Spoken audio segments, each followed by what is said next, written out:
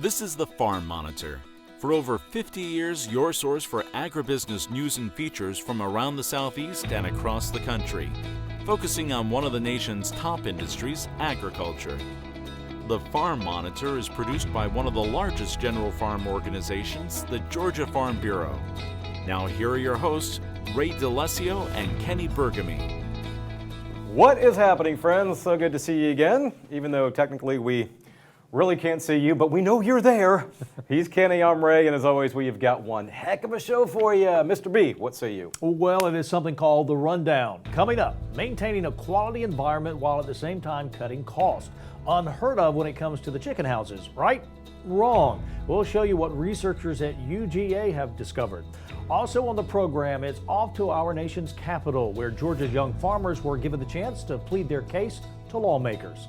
Plus, well, hey everybody, Ranger Neck coming up. It may not be the time of year to do a lot of spraying on vegetation on your farm, but it is the time of year to do some spraying on some of those foliar leaves on some of those things. And I'm going to show you this month how to use some different chemicals to control privet and calorie pair, and also China berry. You're going to want to stick around for that. That and so much more starts right now on the Farm Monitor. Well, with more than 25 million pounds of chicken produced each and every day here in Georgia, it is essential for growers to maintain the most efficient houses possible without sacrificing any quality. And thanks to new technology being tested by the University of Georgia, farmers can now have the best of both worlds. Damon Jones has the story.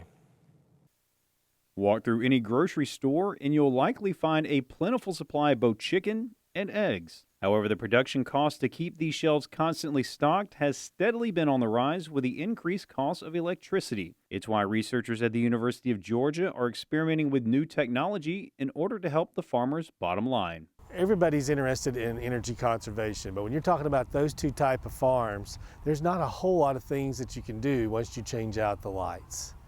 And so we had an opportunity to test some new fans that are variable speed fan technology. Look to see exactly what the power savings and opportunities they are there for energy conservation. And so far so good, as early results have shown a dramatic reduction in power usage. The cost, for instance, of operating the tunnel ventilation fans or the sidewall fans for an entire year is around $2,000.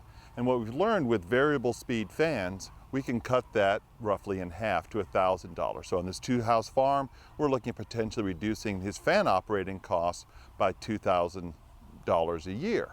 And the reason for that is these fans are able to change speeds based on the situation instead of constantly running at full speed. You slow a fan down 10%, it moves 10% less air, but it uses 30% less power. So all we're doing is we're slowing down a fan that moves a lot of air down to what maybe half or maybe a third of what it normally does. It still is moving the air. We're still providing the great environment for the birds. We're monitoring that, but we're dramatically reducing our power usage. Not only are they more efficient, these fans are also much quieter and easier to maintain. But as the old saying goes, you get what you pay for. It is very expensive, but over time, we're going to see these prices come down. So right now it's the sort of that early adopter type of situation on the fans. But you see within probably 10 years, I think this is going to be common technology. A much easier and less expensive way to lower your power bill is to install LED lights. It will improve the light distribution within the house while also conserving power for a very reasonable cost. The lighting system, which is high pressure sodium lighting, was using as much power as the fans were. So we thought, how can we reduce that as well? So we installed an LED lighting system, which cut the lighting system operating costs roughly in half. We're saving $1,000 a year.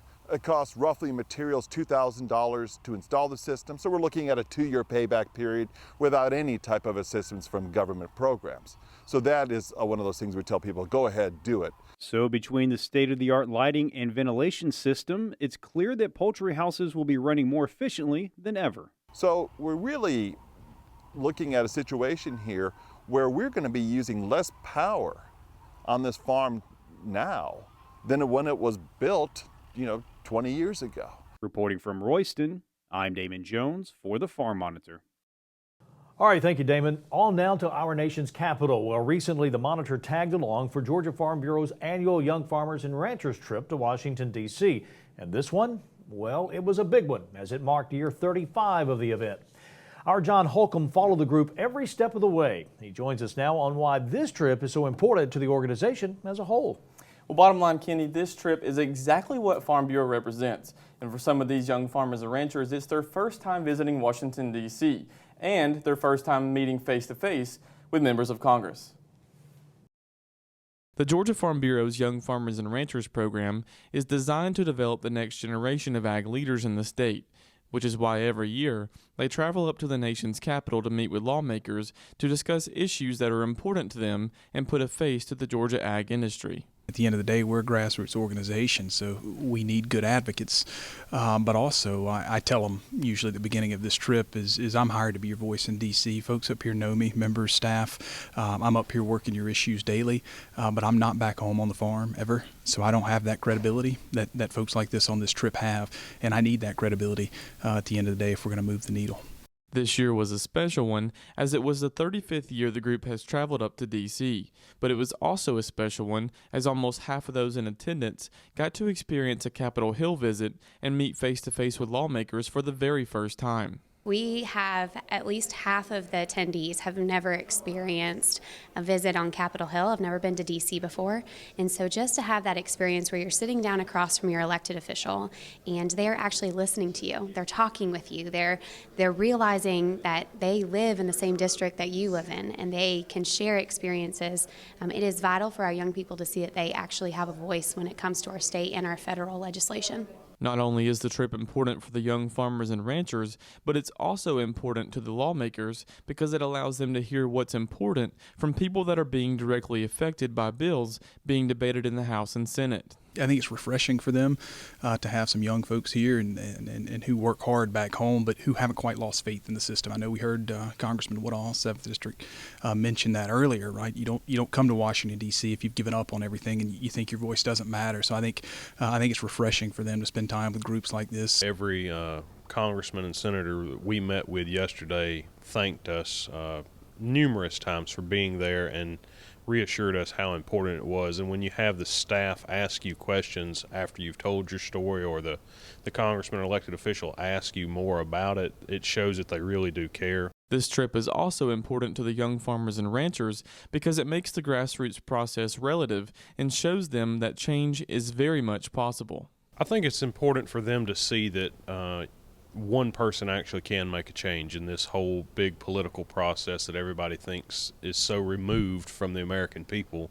Farm Bureau is the vehicle that gets us here and puts us in front of those elected officials who really want to hear and see from us. And being able to come and do that and see that kind of restores your faith in the system a little bit. In the end, the hope is that when they get back to Georgia, they will take the experience and work to advocate for ag at the local and state level. The overall hope is that this trip is a catalyst for involvement within our state. We hope that these 30 young people will go back. They're representing all 10 districts in Georgia, and that they go to a district meeting or a county meeting and they get those young people involved at their county level because, especially within our organization, that's where it all starts. Reporting in D.C. for the Farm Monitor, I'm John Holcomb. Well, hey everybody, Ranger Nick. Coming up, we're going to be talking about how to control invasive species like chinaberry and other vegetation using a hatchet and some herbicide. We're knocking back the invasives, and it's coming up next.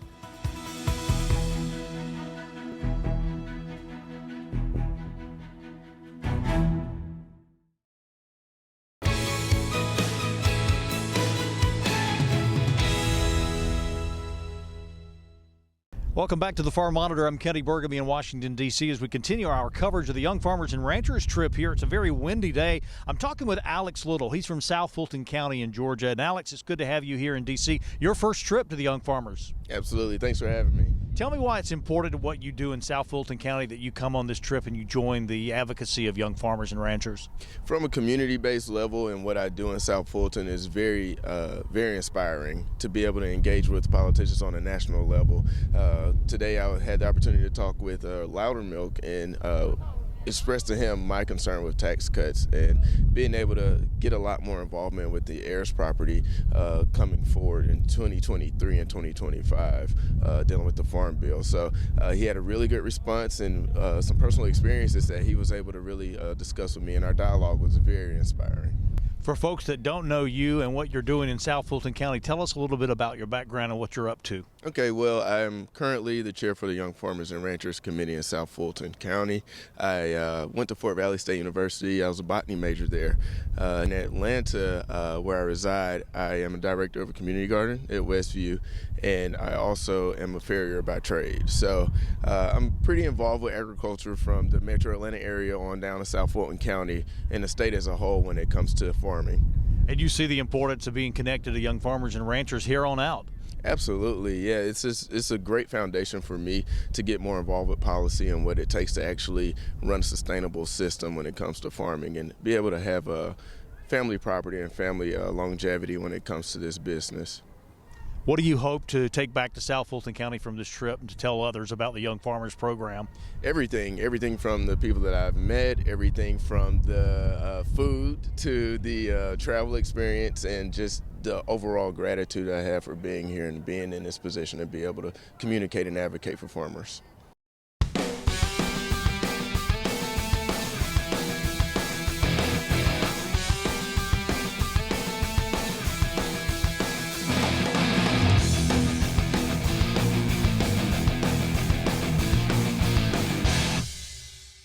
Well, everybody, I'm hanging out in the woods, walking around. Spring is sprung, and the leaves will slowly start coming back onto the trees, but for now they're not.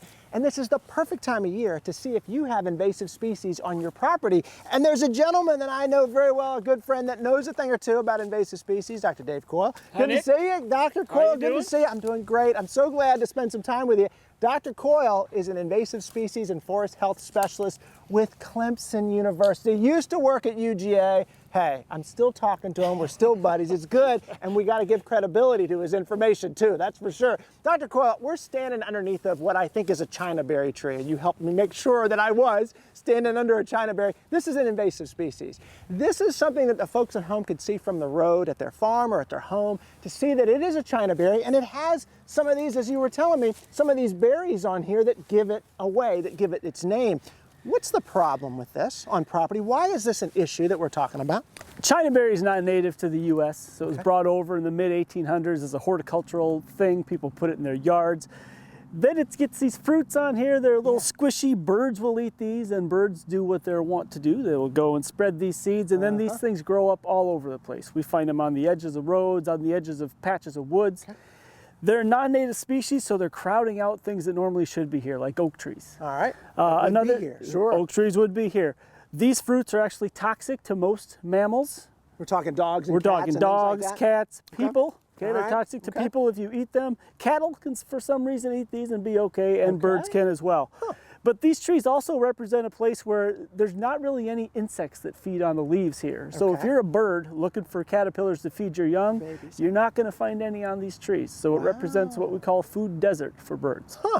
So this is taking up space from a tree that would provide food for birds, which is not a good thing. So what you're saying is we need to take care of these. We need to take them out, get them off our property. How are we going to do that? I mean, what are some options we have? There's some good options. For something that's small like this, we can cut it off right at the bottom and put some herbicide right on there. Okay. And herbicide, the active ingredient is triclopyr. That's very commonly used. It will prevent this thing from resprouting and just kill it in place. Okay. We've got a tree behind us that's a lot larger. This great big one here, you're obviously not going to cut that thing down very easily and squirt herbicide. But there's a method called the hack and squirt where we can take a hatchet, cut a bunch of notches around the tree, and then squirt some herbicide right in there. Look, like this? I mean, we just happen to have this out in the woods. What do you know? What do you know? So we've got this hatchet and we've got this herbicide, and what you're saying is I would just go around this tree, and I don't want to damage this now, but I would go around this tree and hack into it, and then every time in that hole, put you a would squirt squirt in that. there.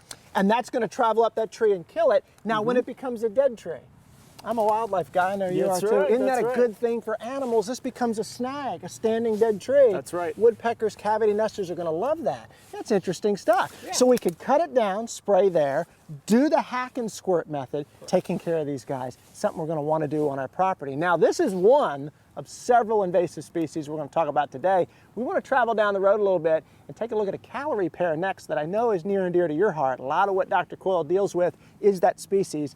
So let's travel there now. So we've moved down the road a little bit from the woods down along a road, and Dave, this is a disturbed area. I mean, this is along a roadside. It's kind of noisy out here right now. This seems like this would be the perfect place, you say, for something like we're looking at here. What is this tree and why is it so important? Yeah, this is a calorie pear. You'll see them really common in the springtime. You've got these beautiful white flowers. They come from the Bradford pear, which a lot of people have in their front yards along the roads and all that. But this is basically a Bradford pear gone wild. Okay, so what we have here is you get these great big thickets. This whole patch behind us is calorie pear. Okay. One of the things it does, it crowds out everything native. Nothing really is growing in here except a couple blackberries and a bunch of calorie pear. Right, here's blackberry. Yeah, just like China berry, nothing eats it. Okay, so you don't have any insects on here. If you're a bird looking for food, you're not going to find it in here at all. Okay. One of the bigger issues we have is that when these take over, they get really sharp thorns. And so you can see some of these right here, these sharp thorns. They will easily puncture your skin. A lot of landowners who have been trying to get rid of these have lost tires because they'll pop tires on tractors, on pickups, on wagons. And we even had one farmer up in South Carolina who contacted me. They had a bunch of these calorie pears in their pasture, and they had 2 incidences where horses got hurt. In one case, a couple little colts were running around and they ran into these thorns and scratched up their face. Wow. And in another case, one of those horses stepped on one of these things and then ended up with a really bad infection in their foot. I just can't imagine, or a child or something running along. You see these things sticking out. Something very important to point out, for sure, from a safety standpoint. I want to talk about controlling these guys, getting these guys out of here. Although they're pretty, what can we do about them? Let's get our gear on. Let's take care of this guy. All right, so invasive species patrol out here. Dave's already started to cut on this calorie pear and take this out. I do want to point out, though, I've got my gloves on and my safety glasses and this spray with long sleeve shirt. Very, very important to use for safety. Dave's cut that guy down. Dave, I'm going to go ahead and spray her down with that herbicide right on there. It's going to take this guy out. This is the kind of stuff we've got to do from a safety standpoint and to keep these seeds from spraying. It's super important. Dave, I want to check out one more invasive species with you, the privet. Let's go there next. So for all our friends at home watching maybe in a residential area, we've moved to a residential area and we're looking at something right here, Dave. Privet, something very, very common, again, in a disturbed area when we've got this kind of stuff, which is so characteristic, these opposite little leaves, and this time of year, still gonna be green, right, Dave? They're gonna see these out, disturbed area. What do you recommend we do about these? What do we do to control this? In the springtime, when privet is kind of the only green thing out here, you can treat this with a foliar herbicide, a glyphosate, or even a triclopyr.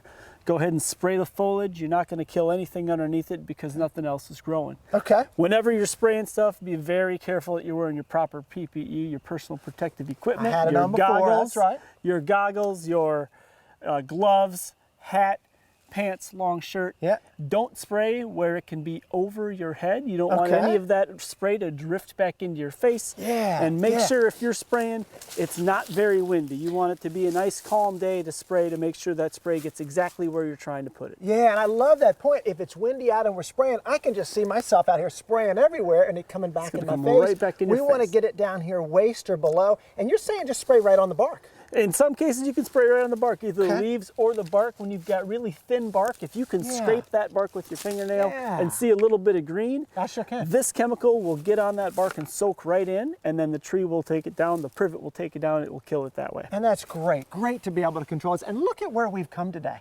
From all 3 of these invasives, this central theme we've seen, it's disturbed and we can control it with herbicides and a little bit of cutting. Simple enough, and we can do it at home. Dave, thanks so much for spending time with me today. Such a great time to be together and hanging out outside. Y'all know what to do. While you're learning more about some of this, maybe online or from your county extension agent, always like to make that plug, hop on over to the Georgia Farm Monitor Facebook page, see what the guys are doing there. And while you're online, check out the Ranger Nick Facebook page. I love to check you out there. And until next time, as we always say, Dave, for the Farm Monitor, I'm Ranger Nick, reminding you enthusiasm is contagious. So pass it on. Y'all, thanks so much for watching. We'll see you back here next month. See ya.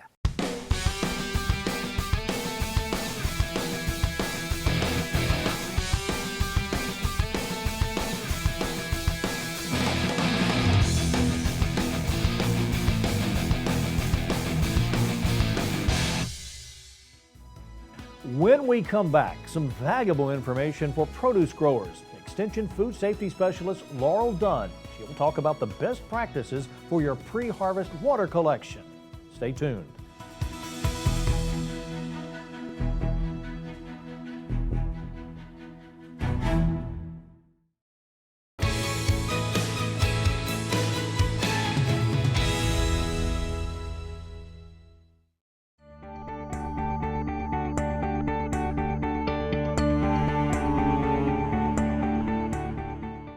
So today we're going to discuss the best practice for collecting a water sample for pre-harvest water. So water used for irrigation, for frost protection. Anytime before harvest that water may be coming in contact with the produce and you need to be collecting a water sample. So we have our collection bottle here. You can contact your local extension office, or the lab that is doing your testing for you may also be able to supply these for you. Now, you may notice when you get these bottles that sometimes there's a little tablet at the bottom, or a little white powder sometimes. So this is sodium thiosulfate. What it does is, if you're collecting a water sample that has chlorine in it, it reacts with the chlorine so that chemical doesn't continue to kill the microorganisms in the water. Now, obviously, we're not too worried about our pond here having chlorine in it, but just go ahead and leave the tablet in there, because if you reach in to try to pick out this tablet, you're going to end up transferring bacteria from your hands into the inside of the bottle. All right. So now we're going to describe how to collect that sample. A lot of times it's described as a representative water sample, and so there's some confusion on what that actually means. So we have our sludge nabber here that we're going to use to collect it, and we're standing by our intake for our irrigation system, which is ideally where you want to collect the water sample because it's closest to what's going to be irrigating the water. Now, you want to make sure when you open the top of the bottle that you're not going to touch the inside of it, because you don't want to contaminate that.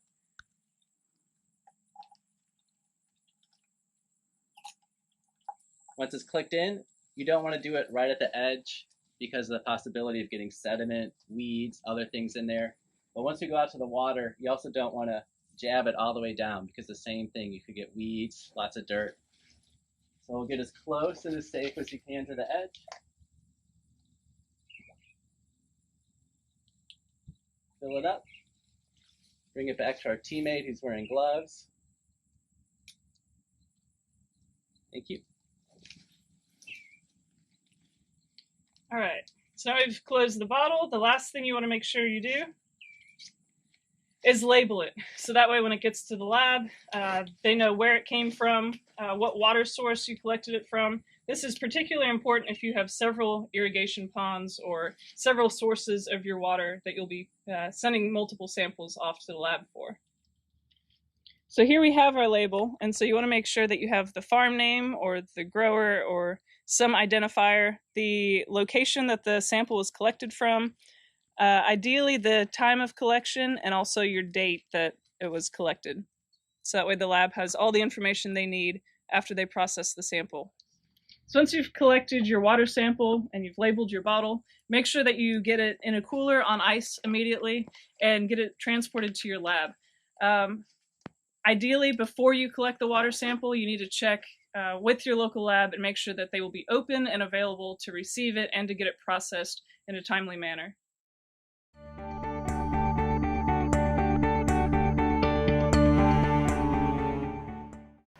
Yeah, great information, and as always, big thanks to UG Extension for sharing their stories with us. Finally today, as we push through these trying and really unprecedented times, we just want to take a few minutes and thank all the farmers and producers of America. Absolutely. You continue to provide the world with food and fiber, even in the midst of a global crisis. We salute you, we thank you, and we wish you continued success as you deal with these numerous challenges. Take care, everybody. We'll see you next week right here on the Farm Monitor. Be safe. Have a great week.